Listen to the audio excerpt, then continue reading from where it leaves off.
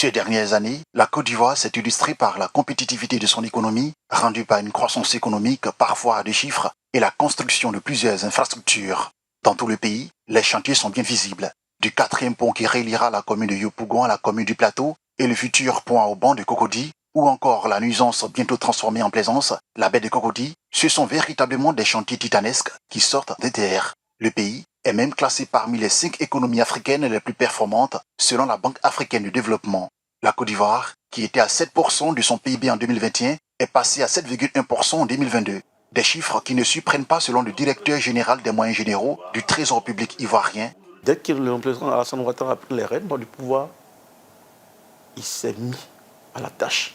Les réformes entreprises dans les différents secteurs de l'économie ont attiré d'une façon générale les investisseurs vers la destination Côte d'Ivoire.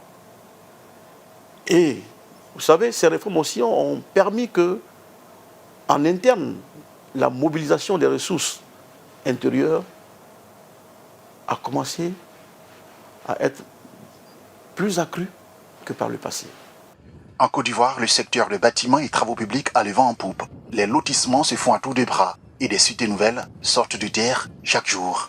Une attractivité qui s'explique par un climat de paix retrouvé. Les gens ont compris que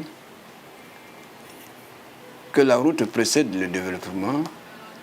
Il y avait des zones enclavées. Au jour d'aujourd'hui, on a à 99% des zones qui sont déjà désenclavées.